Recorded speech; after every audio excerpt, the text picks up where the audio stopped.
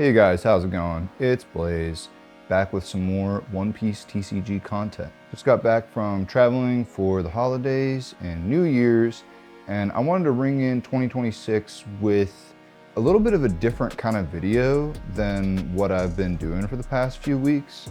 And that's something focusing a little more on the game itself as opposed to collectability and market values of the cards. Now, something that I've seen people ask me about in my comments a decent bit, and when I did the poll, I got pretty significant feedback kind of encouraging the idea of, was a guide on how to actually get into playing the game from a beginner perspective. Something that matters a lot to me is bringing people into this hobby, not just as a way of seeing it as like an investment opportunity or a flip. And with the large influx of investors, collectors, etc., I really want to like encourage people who might be getting into the game because they see how crazy the market is getting to actually get into the game.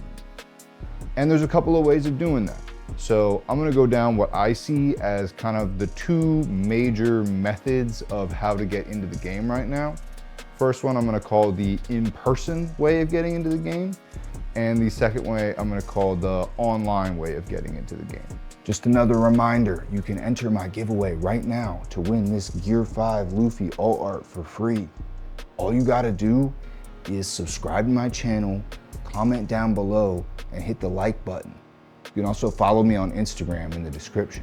The winner of the giveaway will be announced on January 25th. So for the in-person method, we're going to start off using the Learn Together One Piece box set. It comes with a quick guide explaining the components and how to use them, as well as a mat that you can play on that has each of the zones for all the different cards clearly marked, as well as a quick guide for explaining the phases of the turn. Also included are a set of manuals, one for the Luffy deck, including a deck list, as well as a step-by-step turn explanation that describes how to play through the pre-scripted scenario that's designed to teach you how to play the game. There's also an expanded general rules booklet for once you're done with that. The decks included are Zoro, Luffy, and Nami. Each deck also includes a pack of powerful upgrade cards, as well as unique foil leaders. The Luffy and Zoro decks have unique stamps with sequence numbers on them that will show you how to arrange the deck so that you can play the initial onboarding game with a pre-scripted order of cards, as well as the Don you'll need to play. Once you set up, you can use all the included pieces to run through the scenario game, which will explain the first 3 turns of the game to you, going back and forth, and help you understand your leader's main mechanics. Once you're done with the pre-scripted turns, the game becomes a more open format, and you have to finish the game using what you've learned. After that, you can sleeve up your leaders, upgrade them, and play with them in regular play. Now, for the online method, I recommend going to the OPTCG sim website, downloading the sim for your preferred platform, and going into the deck editor. Now from here, because it's an unofficial sim, you actually have access to all of the cards in the game, and you can build any list that you feel like you want to test out. This is a great resource because it allows you to test out different deck lists before you actually have to invest money into buying the cards. Going on websites like OnePieceTopDecks.com should allow you to check out some deck lists that have been doing well in events and copy down the codes for all of the cards included. Once you do this, all you need to do is import from clipboard and save your deck list, and you'll have access to this deck within the sim. You can also customize your background and import alt art cards if you want. For people who haven't done the Learn Together method, I recommend checking out the solo versus self option before you hop into online play. This will also allow you to get to grips with the leader, understand the mechanics and basics of your card, and get a feel for how the overall basic mechanics of the game play out in general. Once you feel like you're comfortable with your chosen deck, you can go into online play, either casual or ranked if you sign up for an account.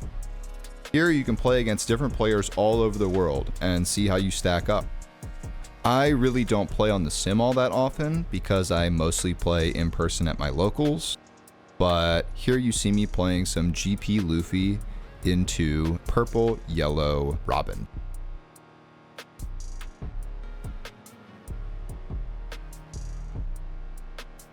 Once you feel confident in some of the leaders and deck styles that you enjoy playing, you can begin to buy the singles for the cards. Definitely recommend this over ripping boxes. And sleeve them up, throw them in your deck box, and head to your nearest local. Don't be afraid to jump in or ask questions if you're not as experienced. There's plenty of experienced players who are more than willing to help. In my experience, the community is incredibly welcoming. Now, as you get deeper into the game and you begin going online and looking at deck lists, you're going to notice that the different colors kind of have different play styles from each other. Figuring out what kind of color the play style that you prefer suits is going to kind of allow you to understand the identity of the decks that you're going to potentially want to invest in. Purple is one of my favorites. Purple is all about dom manipulation, ramping, getting further up to be able to out-tempo your opponents by having the ability to either reuse Don, subtract Don to get very powerful effects early in the game, or subtract your opponent's Don to throw them off their curve. Red is all about power manipulation. Now in most games, red is generally focused around aggro and rush type characters, and that's definitely the case to some degree in One Piece, but it goes a little further than that into being specifically about manipulating the actual power of attacks, whether that's boosting your own character's power, subtracting the opponent's power, doing removal based on power thresholds, etc. So there are red decks that are very aggressive, but there are also red decks that are very defensive and can build up to really, really strong late game board states. Green is all about interacting with resting and unresting. Resting your Don and then unresting it to be able to recycle it and play it multiple times. Resting characters or resting cards on your opponent's field to be able to control their board and their tempo of the game. Freezing or making it so that cards can't unrest so that they are effectively useless during your opponent's turn when it goes back to them. Things like this.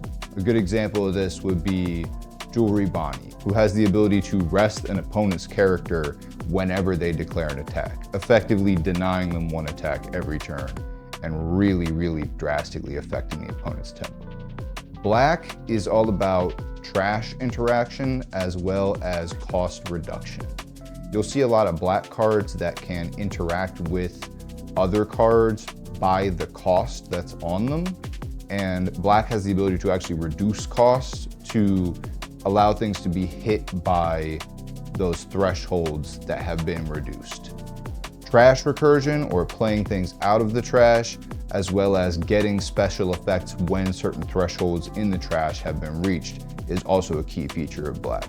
You see this in a deck like Emu, which repeatedly recurs multiple characters from the trash while also gaining a power boost once it reaches 19 cards in the trash, representing the 19 swords that surround the empty throne.